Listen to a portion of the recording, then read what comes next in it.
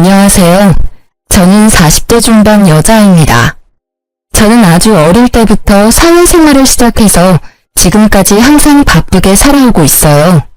그러다 보니 항상 일을 할 때는 라디오를 켜두곤 했었는데 요즘은 이곳의 사연을 듣는 재미에 푹 빠져서 힘든 줄도 모르고 일을 하네요. 여러 가지 이야기를 듣다 보니 저도 얼마 전에 겪었던 일을 한번 여러분께 털어놓고 싶은 마음이 들었답니다. 그러려면 거의 20년 가까이 묻어두고 다시는 들춰보지 않으리라 다짐했던 이야기까지 여러분께 들려드려야 할 것 같네요. 한번 시작해 볼게요. 저는 3년 전부터 요양보호사로 일을 하고 있는데요. 최근에 다른 요양병원으로 추천을 받아서 옮기게 되었답니다. 정말 힘들지만 또 한편으론 보람도 있고 저의 노후를 생각해 볼 수 있어서 감사하는 마음으로 열심히 하려고 생각을 했죠. 일을 끝내고 퇴근을 하려고 병원 복도를 지나는데 휠체어를 탄 아저씨가 저를 뚫어지게 보며 제 쪽으로 점점 다가오더라고요. 무슨 일이 있나 싶어 도와드리려고 저도 다가갔는데 아저씨의 얼굴을 본 순간 자리에서 얼어붙고 말았답니다. 바로 제 전 남편이었기 때문이에요. 정말 당신이 맞네. 하나님이 내 기도를 들어주셨나? 꼭 한 번은 당신을 만나고 싶다고 매일 기도를 했어. 전 남편은 무슨 이산가족 상봉이라도 하는 듯이 활짝 웃으며 제 쪽으로 팔을 뻗는 게 아니겠어요. 저는 너무 어이가 없어서 남편을 피해 뒷걸음질을 쳤죠. 사람 잘못 보신 것 같네요. 저는 얼른 이 자리를 피하고 싶어서 빠른 걸음으로 입구 쪽으로 걸어갔어요. 그때 전 남편이 저를 쫓아오려고 휠체어를 빨리 움직이다 그만 앞으로 고꾸라지고 말았죠. 주변에 사람이 아무도 없어서 결국 제가 가서 남편을 휠체어에 가 다시 앉혀야만 했어요. 당신 맞잖아. 여긴 어떻게 온 거야? 혹시 나 보려고 온 거야? 여보, 제발 내 얘기 좀 잠깐만 들어줘. 내가 다 잘못했어. 제발. 헤어진 게 10년은 훌쩍 넘었는데 여보라는 소리가 잘도 나오네. 역시 뻔뻔한 건 여전해? 할 말도 들을 말도 없으니까 저리 꺼져. 그렇게 전 남편을 두고 집으로 돌아와 한시름 놓을 수 있었지만 머릿속에서 내내 그 초췌하고 비참한 전 남편의 모습이 계속 생각이 나더라고요. 더불어서 그동안 전 남편 때문에 지옥같이 살았던 제 과거의 비참한 모습도 다시 떠올라 버렸죠. 이번 자리를 통해 다 털어놓고 이제 제발 모두 잊고 살고 싶은 마음이에요. 전 남편과의 악연이 시작된 건 20대 후반쯤이었어요. 저는 고등학교에 들어가자마자 단둘이 살던 아버지가 돌아가셔서 친척집을 전전하며 학업을 마쳐야만 했어요. 그때 서러워서 흘린 눈물을 합친다면 한강도 모자랄 거예요.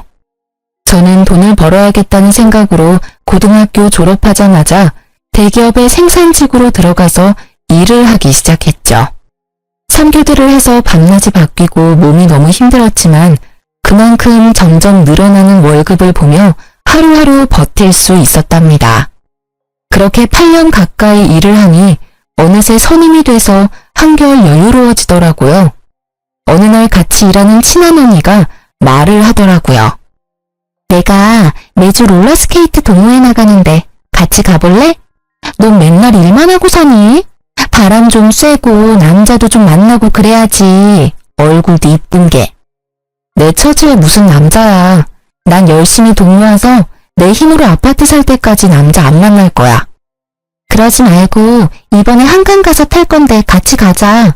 너 한강도 한 번도 안 가봤지? 저는 그렇게 언니 손에 이끌려 처음으로 동호회를 가봤네요.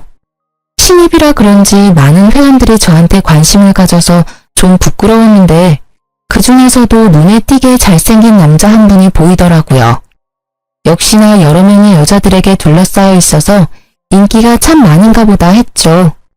그런데 어느새 그 남자가 제 옆으로 다가와서는 롤러스케이트가 서툰 저를 가르쳐주고 알려주더라고요. 그렇게 대화를 나누게 되었고 매주 동호회에 갈 때마다 그분과 둘이 산책을 하며 롤러스케이트를 타는 날들이 이어졌죠. 저희는 그렇게 동호회 내에서 공식 커플이 되었고 2년의 시간을 연인으로 지냈답니다. 처음 연애여서 그런지 모든 게 새롭기만 했고 남자친구에게 그야말로 푹 빠져서 지냈던 것 같아요. 어느 날 남자친구가 저에게 반지를 불쑥 내밀더라고요. 우리 결혼하자. 난 일찍 결혼해서 너 닮은 딸 낳고 안정적으로 살고 싶어. 자기, 내 사정 잘 알면서 그래? 자기는 서울에 있는 대학교도 나왔고 지금 회사도 꽤 좋은 곳이잖아. 자기 가족이 나를 받아들이겠어? 나도 너랑 크게 다르지 않아. 홀어머니와 둘이 살고 있고 아직 회사 다닌 지 얼마 안 돼서 너보다 월급도 훨씬 적잖아. 네가 어디가 어때서? 자기 말 들어보면 어머님이 자기에 대한 기대가 크신 것 같은데 부모님도 없는 내가 마음에 드실 리가 없잖아. 난 반대하는 결혼 하고 싶지 않아. 우리 그냥 이대로 만나기만 해. 무슨 소리야. 난 너랑 연애만 하려고 만나는 거 아니야. 진지하게 만나고 있고 나도 많이 생각해서 결혼하자는 거야. 넌 나만 믿고 따라오면 돼. 저는 결혼을 원하지 않았지만 남자친구가 강하게 밀어붙여서 점점 남자친구와의 미래를 꿈꾸게 되고 행복한 가정을 꾸리고 싶다는 마음이 생기더라고요. 외로운 제 삶에 가족이 생기는 거니까 허락만 된다면 꼭 이루고 싶었죠. 그렇게 남자친구만을 믿고 시무와 처음으로 만나게 되었어요. 주말에 식당에서 만나게 되었는데 저를 보고는 아주 늘씬하고 예쁘다며 마음에 드신 듯한 모습이었어요. 그래서 좀 기대를 했었는데 곧 제 집안 사정과 직업을 들으시고는 얼굴이 구겨지시더라고요. 사실 내가 우리 아들 결혼은 생각해보지도 않아서 좀 당황스럽네. 오늘은 그냥 교제하는 친구 만나서 밥 한 번 먹는 걸로 하고 결혼 얘기는 좀 천천히 하자. 아참, 내가 이 근처에서 약속이 있어서 금방 일어나야 될 것 같네. 시무는 만난 지 30분도 안 돼서 밥도 제대로 먹지 않고 나가버리더라고요. 엄마가 좀 마당발이시거든. 그래서 약속이 많으셔. 네가 이해해.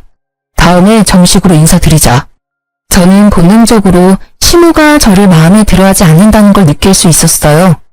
아니나 다를까 다음날 모르는 번호로 전화가 오더라고요. 나 영준이 엄마인데 지금 당장 어제 만났던 그 식당 옆에 커피숍으로 튀어와. 대뜸 전화해서 거칠게 명령하는 식으로 말을 하길래 너무 당황스러웠지만 일단 나갈 수밖에 없었죠. 시무는 나이답지 않게 날씬하고 외모로 엄청 꾸미는 것 같았어요. 젊었을 땐 정말 예뻤겠다 싶었고 남자친구의 잘생긴 외모가 시무에게 물려받은 것 같았답니다. 시무는 저를 보자마자 무슨 벌레를 보듯이 인상을 팍 쓰더라고요. 쓰잘데기 없는 인사는 건너뛰고 본론만 말아마. 당장 우리 아들한테서 떨어져라. 네? 그게 무슨 말씀이세요? 헤어지란 말씀이신가요? 머리가 돌대가리야? 한 번에 말귀를 못 알아들어? 니까짓 게 감히 우리 아들하고 결혼을 한다고? 용기가 가상한 건지 무식한 게 용감한 건지. 너 고등학교 간신히 졸업하고 공장에서 일하는 공순이라며? 네, 제가 집안 사정이 좋지 않아서 일찍 돈을 벌었어야 해서요. 하지만 저 지금 연봉도 높고 관리직으로 승진도 했어요. 그런다고 공순이가 뭐 전문직이라도 돼? 영원한 공순이지. 가정 형편이야. 나도 우리 아들 혼자 키웠으니까 크게 상관 안 하려고 했어. 그래도 너무 키우는 거 아니니? 우리 아들 그 잘난 외모에 학벌에 직업에 뭐가 모자라서 너까지 거랑 결혼을 시켜야 돼? 우리 아들한테 줄 서는 애들이 한둘이 아닌데 네가 뭔데? 저 혼자 열심히 살아왔고 이런 말 들을 만큼 잘못한 것도 없고요. 저도 이 결혼 안 하겠습니다. 이만 가볼게요. 저는 악소리를 질러대는 시무를 뒤로하고 냉정하게 나와버렸어요. 혼자 사는 게 속 편하지 처음부터 이렇게 반대하는 결혼을 뭐하러 하겠어요. 그리고 그 후로 남자친구의 연락도 받지 않고 남자친구가 찾아올까봐 공장 기숙사에서 잠시 지내기도 했죠. 그러자 남자친구는 같이 동호회에 나가는 언니의 도움을 받아서 저한테 계속 연락을 하고 기숙사로 몰래 들어오기까지 했답니다. 제가 무수하게 헤어지자고 밀어냈지만 남자친구는 제가 사는 집에 들어와서 같이 살기까지 했고 저도 사랑하는 사람을 더 이상 밀어낼 힘이 없었죠. 거기다가 남자친구가 밀어붙여서 얼떨결에 혼인신고까지 하러 가게 되었어요. 혼인신고를 했다는 걸 알게 된 시모가 저희 둘을 집으로 부르더라고요. 철없는 10대도 아니고 어떻게 혼인신고를 덜컥 할 수가 있어? 네가 제정신이니? 엄마가 그렇게 말도 안 되는 반대를 하는데 어떡해? 나는 이 사람이랑 같이 살 거니까 엄마가 양보해. 아유, 내가 너 때문에 환장한다. 어쩜 그렇게 다혈질이 네 아버지를 빼닮았니? 그래, 혼인신고까지 했다니 어쩌겠니? 대신 결혼식은 나중에 하고 일단 너는 이 집에 들어와서 살아라. 이 집에요? 셋이 살기엔 너무 좁은데 불편하지 않으시겠어요? 내가 불편할 게 뭐 있어? 네가 들어와서 하는 거 봐서 결혼식을 하든 나가서 둘이 살던 하게 할 거니까 들어와서 한번 지내봐. 네, 알겠어요. 제가 어머님께 잘할게요. 지켜봐 주세요. 저는 제가 남편에 비해 많이 기운다는 걸 잘 알고 있으니 시집살이를 해서라도 시모에게 인정을 받고 한 가족이 되고 싶은 마음이 컸어요. 그래서 바보처럼 그 좁은 집으로 들어가서 함께 살게 되었죠. 저는 3교대로 일을 해서 밤새 일을 하고 아침에 들어오는 날도 있었지만 힘든 내색하지 않고 매일 아침마다 따뜻한 밥과 국을 새로 해서 아침상을 차렸어요. 지금 생각하면 참 바보 같고 쓸데없는 짓이었지만 그때 당시에는 그렇게 매일 밥을 해서 남편을 먹이는 것도 행복했고 매일 하면 언젠간 시모도 저를 인정해 줄 거라는 희망이 있었던 것 같아요. 혼자 살다 보니 사실 요리를 잘하는 편은 아니었지만 시모가 가정교육도 못 받았다는 말을 하지 않도록 주변 언니들한테 물어보고 배워서 매일 다른 반찬을 만들려고 노력했었죠. 남편도 처음엔 감동하고 고마워하더니 시간이 지날수록 아침상을 받는 걸 당연하게 생각하는 것 같았어요. 나중엔 반찬이 허술하다고 저를 타박하기도 했었으니까요. 그뿐만 아니라 청소며 빨래며 모두 제 차지였고 퇴근하고 집안일까지 하면 매일 자정을 넘겨서야 쉴 수 있었어요. 시모는 비교적 젊었지만 아무런 일을 하지 않았는데 뭐가 그리 바쁜지 매일 약속 있다고 나가더라고요. 제가 들어오기 전까지는 어떻게 집안일을 한 건지 단 한 번도 도와주지도 않았죠. 혼자 살 때는 일만 하고 나머지 시간은 혼자 쉬면서 저만의 일상을 보냈는데 결혼을 하고 나니 제가 모든 집안일을 떠맡아서 너무 힘들고 피곤했어요. 하지만 제가 자발적으로 시집살이를 하겠다고 기어들어왔으니 누구에게 하소연을 할 수도 없었고 제 가슴은 썩어 문드러져 가고 있었답니다. 결혼한 지 얼마 되지 않은 시모는 저한테 매달 용돈을 달라고 요구하기 시작했죠. 네가 우리 아들보다 돈도 더 잘 번다며? 말로만 하면 뭐해? 며느리가 돼서 시험이 용돈도 안 챙겨주니? 이렇게 못 배운 티를 내니. 용돈이요? 영준 씨가 매달 드린다고 하던데요? 영준이는 영준이고 너는 너지. 돈 자랑 그렇게 하더니 왜 입을 싹 닦아? 당장 오늘부터 매달 50만 원씩 보내라. 지금도 시부모님 용돈으로 50만 원씩이라고 하면 적은 돈은 아니잖아요. 10여 년 전엔 더 큰 돈이었는데 저는 어쩔 수 없이 시모에게 매달 돈을 줘야만 했어요. 그것도 남편에게는 말하지 말라고 해서 비밀로 하고 줘야만 했죠. 시모에게 돈을 주다 보니 막상 제가 쓸 돈도 모자르고 저축은 전혀 할 수가 없게 되었답니다. 저는 제가 할 수 있는 건 최선을 다해서 시모와 남편에게 해주려고 노력했어요.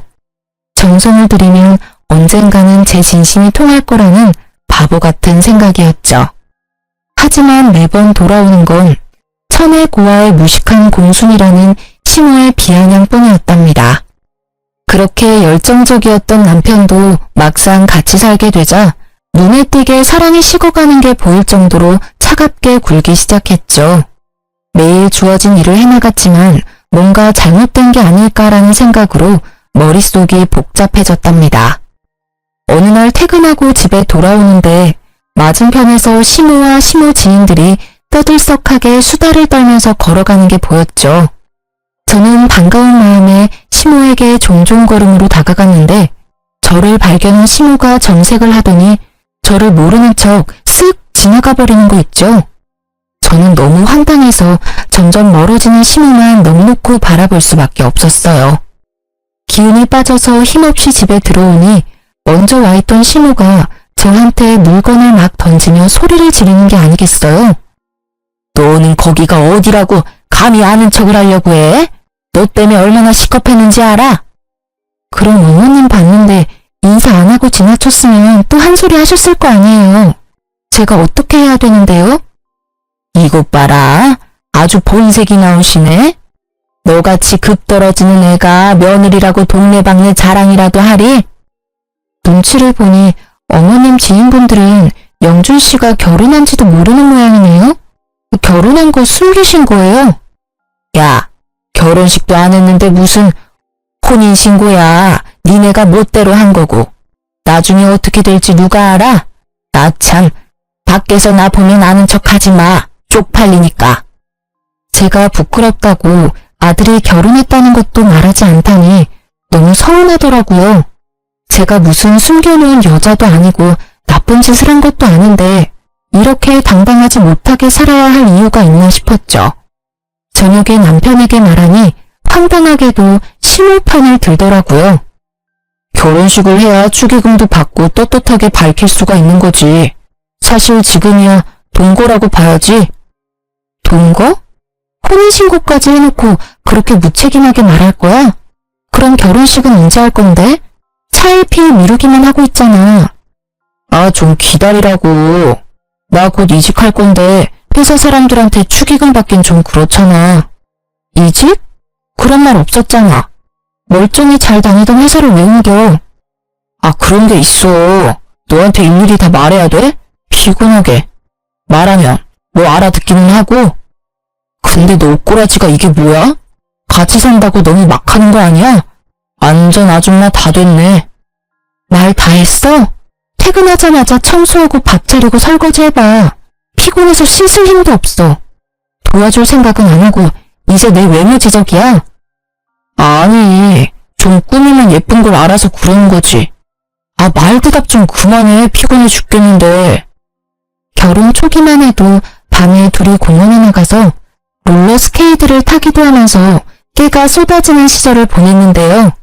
다른 회사로 이직하고 나서는 아예 저에게 무관심해져서 하루에 몇 마디도 나누지 않는 지경까지 되었답니다. 뭘 물어보기만 해도 버럭 짜증부터 내니까 저도 남편에게 말 걸기가 무섭더라고요. 결혼식도 못하고 무슨 숨겨놓은 여자 취급을 하니 저도 너무 억울하고 점점 결혼 생활에 회의를 느끼게 되었죠. 그러다가 시모에게 더욱 정 떨어지는 일이 생기게 되는데요. 시모가 들었던 개모임의 계주가 돈을 들고 야반도주를 했다는 거예요. 시모는 5천만 원을 순식간에 날리게 되었다면서 밤마다 가슴을 주먹으로 치며 울고 난리를 부렸죠.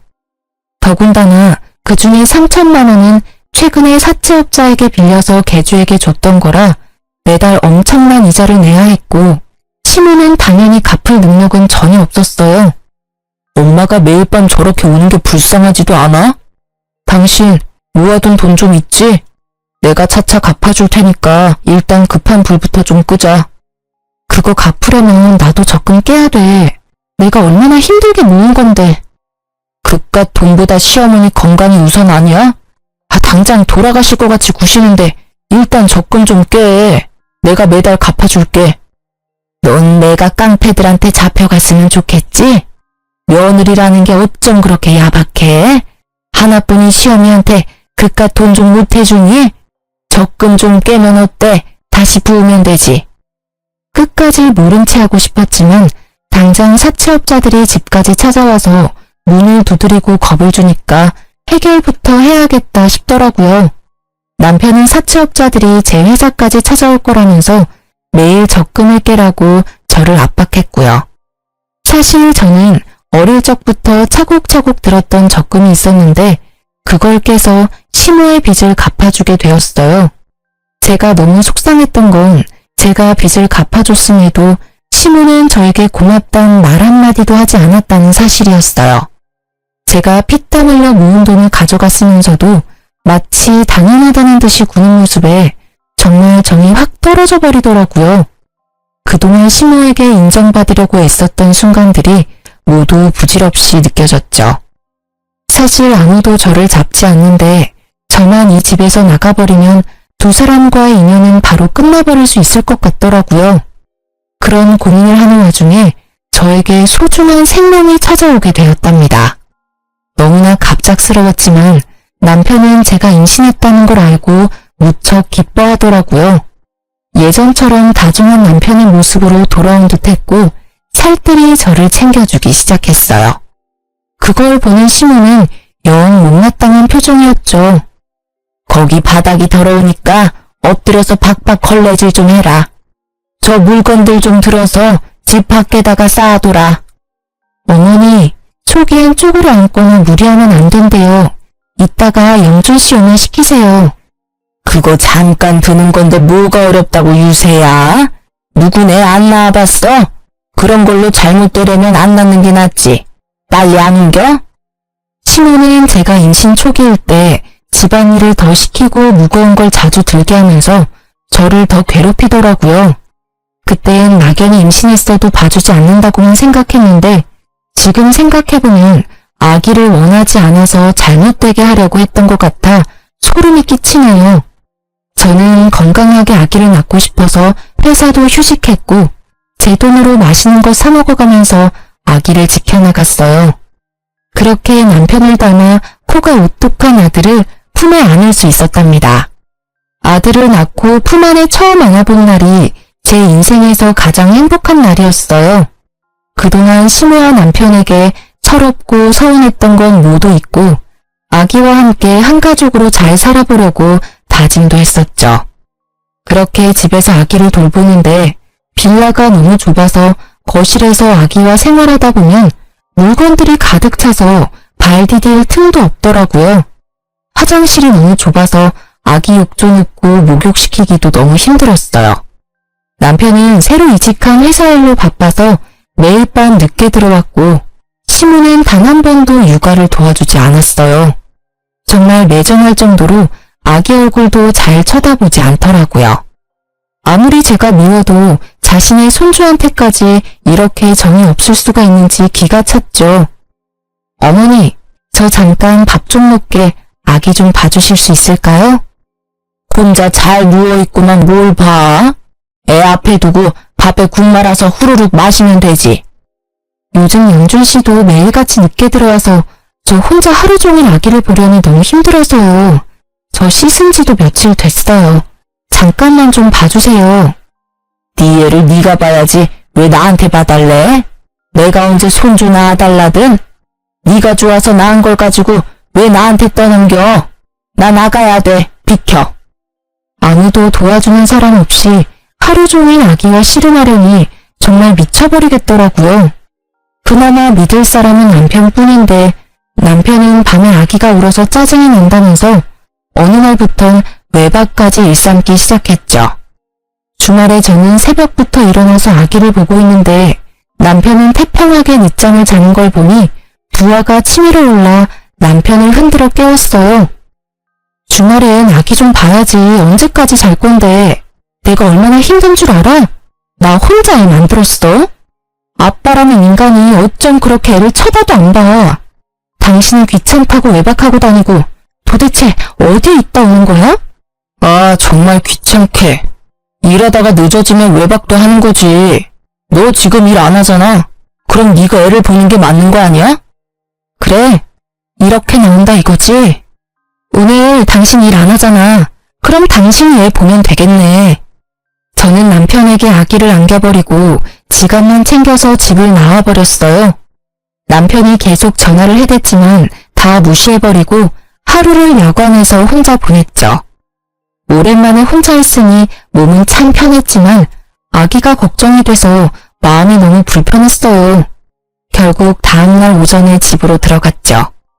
집 안으로 들어가자 시모가 우는 아기를 안고 어쩔 줄 몰라 하고 있고 남편은 아기가 토한 우유를 닦고 있더라고요. 저를 발견한 시모가 악을 쓰면서 저에게 아기를 거칠게 넘겨주었답니다. 무식해도 정도가 있지 어디 베어먹지 못하게 애를 두고 나가? 너 때문에 내가 얼마나 고생을 했는지 알아? 아우 삭신이야. 야, 이러고도 네가 엄마냐? 애를 버리고 나가? 너 진짜 무서운 애였구나. 오히려 잘 됐어. 어젯밤 덕에 너랑 갈라서야겠다는 확신이 들었다. 당장 헤어지자. 뭐? 헤어져? 고작 하루 애 두고 나갔다고 이혼을 하자고? 제정신이야? 너나 애나 다 지겨워. 집에 들어오는 게 지긋지긋해. 애초에 너는 나랑 급이 안 맞는 애였어. 내가 뭐에 씌었었나 보다. 이제야 네가 제정신으로 돌아왔구나. 그러게 엄마가 계속 말했잖아. 쟤는 아니라고. 애까지 낳고 이게 뭐니? 저는 분노가 치밀어 올라서 주체가 안 되더라고요. 저는 남편의 뺨을 사정없이 세게 내리쳤어요. 지금 말 다 했어? 내가 지금까지 어떤 마음으로 견뎠는데 뭐? 급이 안 맞아? 네가 얼마나 대단한데 나한테 그딴 말을 해? 이게 미쳤나? 누굴 때려? 잔뜩 흥분한 남편이 신발장에 있던 롤러스케이트를 저한테 던졌어요. 단단한 바퀴가 제 머리를 강타했고 저는 비명을 지르며 손으로 머리를 감쌌죠. 그때 손에서 축축한 느낌이 들어서 손을 보니 피가 잔뜩 묻어나왔어요. 찢어진 이마가 아픈 것보다 남편과 저를 이어주었던 롤러스케이트에 얻어맞은 제 모습에 가슴이 무너져 내리더라고요. 시모는 벌써 나가버려서 자취를 감췄고 남편은 제 피에 놀랐는지 주춤대다가 그대로 현관문을 열고 나가버렸답니다. 아기는 얼굴이 벌개져서 악을 쓰며 울고 저는 피를 철철 흘리며 남편이 나간 현관문을 뚫어지게 노려보았어요. 저는 충격과 배신감으로 한참 움직이지 못하고 있다가 아기 울음에 정신을 차려서 일단 손을 씻고 아기를 달래기 시작했죠. 이마에서는 계속 피가 흘러내리고 있었고 아기가 조용해진 뒤에야 저는 혼자서 지혈을 해서 간신히 피를 멈출 수 있었답니다. 그렇게 며칠이 지났고 시모도 남편도 집에 들어오지 않더라고요. 저는 혼자 미친 사람처럼 서럽게 울면서도 아기를 돌봐야 했고 너무 힘들어서 결국 친한 언니에게 연락을 했답니다. 언니는 한 걸음에 집으로 달려와 주었어요. 세상에, 이게 무슨 일이야? 너 얼굴이 왜 이러니? 나한테 연락을 했어야지. 아니, 그 나쁜 자식이 밖에선 그렇게 착한 척을 하면서 널 이렇게 만들었단 말이야? 언니, 나 아직 병원에도 못 가봐서 병원 좀 갔다가 남편 좀 만나고 올게. 그동안 우리 애기 좀 봐줄 수 있어? 당연하지. 너 밥은 먹었어? 세상에, 피죽도 못 얻어먹은 것처럼 삐쩍 말라서는. 이런 몸으로 애기한테 계속 젖을 준 거야? 이 미련한 거사. 언니는 냉장고에 있던 재료로 죽을 만들어서 억지로 저에게 먹였죠. 저는 언니 덕에 병원에 가서 찢어진 이마 치료를 받고 남편의 회사로 찾아갔답니다. 제가 건물 앞에 도착했을 때 마치 짠 것처럼 남편이 그 앞에서 고급 승용차에서 내리더라고요. 남편이 문을 열어주자 고급 투피스를 빼입은 여자가 미소를 지으며 내렸어요. 그리고는 둘이 다정히 팔짱을 끼고 여자는 남편의 어깨에 얼굴을 기댄 채 건물 안으로 걸어 들어가는 게 아니겠어요? 저는 달려가서 남편의 어깨를 붙잡았답니다. 뒤돌아본 남편이 저를 보고는 화들짝 놀라며 여자를 살짝 밀쳐내더라고요. 당신이 여긴 어떻게 알고 왔어? 이 눈엔 내가 바보 천치로 보여? 내가 네 회사 주소도 모르고 있었을까봐. 아, 이 여자가 와이프?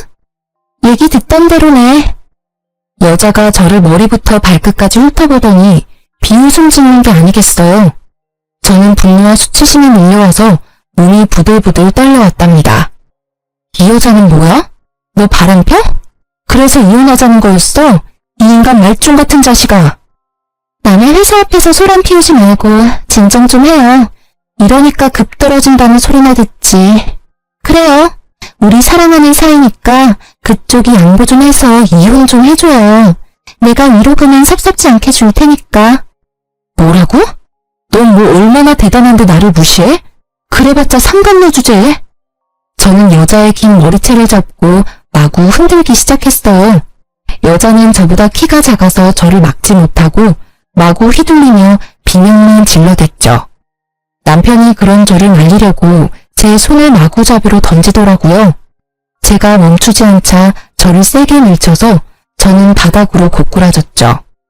여자를 껴안고 머리카락을 쓸어넘기는 남편을 보고 부하가 치밀어서 남편에게 달려들었어요. 지금 생각해보면 며칠을 굶고 죽밖에 못 먹었던 제가 어디서 그런 힘이 나왔는지 모르겠어요. 악에 받쳐서 그런 행동을 할 수 있었던 거였겠죠. 저는 남편의 머리를 마구 뜯기 시작했고 곧바로 남편 뺨을 사정없이 때려댔죠. 이번에는 상간녀가 제 허리를 잡고 뜯어말리더라고요. 점점 사람들이 몰려들자 상간녀가 곤란해하는 게 바로 느껴졌어요. 그래서 더욱더 남편에게 달려들어 물귀신처럼 매달리기 시작했고 사람들이 우리를 둥글게 구경을 하기 시작하더라고요. 저는 이때다 싶어 큰 소리로 말했죠. 남의 남편이랑 바람을 폈으면 싹싹 빌어도 모자랄 판에 돈 줄 테니까 이혼하라고. 그래, 어디 한번 얼마를 줄지 기대하고 있을 테니까 보따리로 한번 싸갖고 와봐. 상간녀 주제에 고상한 척 잘난 척 하지 말고. 저는 긴 머리로 얼굴을 필사적으로 가리는 상간녀를 팍 밀치고 건물을 나왔죠. 집으로 돌아오는 내내 눈물이 주체할 수 없이 흐르더라고요. 아기 때문에 화가 나서 이혼이란 말이 튀어나왔을 거라고 생각했는데 남편에게 다른 여자가 생겼다니 믿어지지가 않더라고요.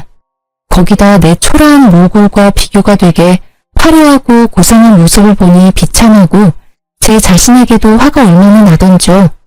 제 인생에서 남자는 남편 한 사람뿐이었고 그래서 저의 모든 것을 남편을 위해 희생했었는데 그야말로 헌신짝이 되어버린 거니까요. 더군다나 갓난쟁이 아기까지 있으니 어떻게 살아가야 하는지 막막했어요. 다음날 얘기를 다 들었는지 시모가 집으로 왔더라고요.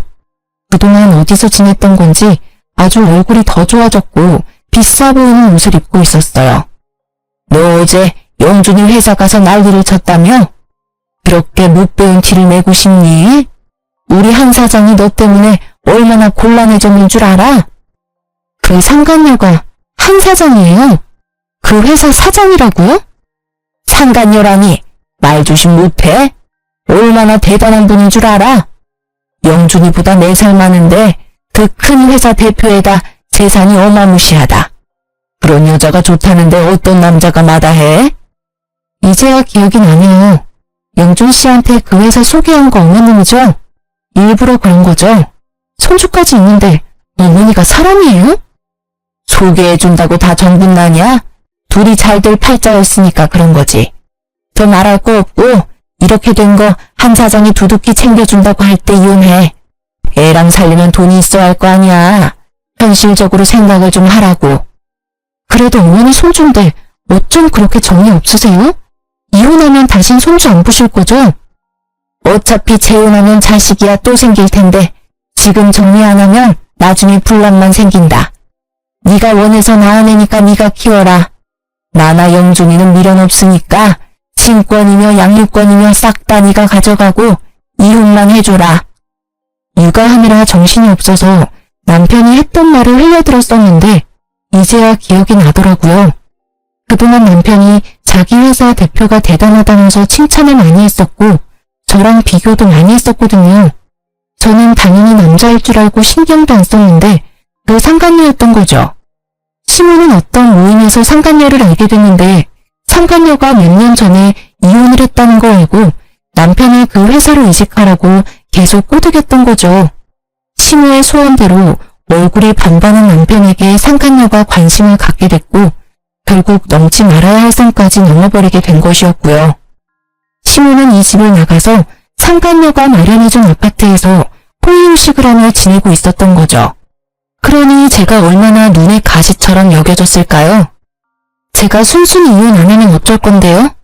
돈에 눈이 돌아서 아주 쥐도새도 모르게 어떻게 해버릴 것 같네요. 내가 누구 좋으라고 이혼을 해요? 이혼 안 하면 마음 떠난 남편 붙들고 내 구박받으면서 계속 이렇게 살 거야?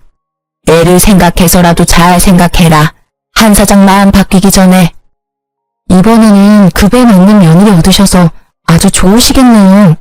대단한 며느리 모시고 어디 한번 잘 살아보세요. 어머님이 제 눈에서 피눈물 나게 했으니까 어머니도 언젠가 피눈물 흘리면서 후회할 날이 올 거예요. 내가 눈 똑똑히 뜨고 지켜볼 거고요. 저는 그 길로 아기를 데리고 그 집을 나와버렸답니다. 시모 말대로 이미 끝난 인연을 아기 때문에 미련하게 붙잡고 있기도 싫었고 남편이나 시모 얼굴도 다시는 보고 싶지 않을 만큼 끔찍했거든요.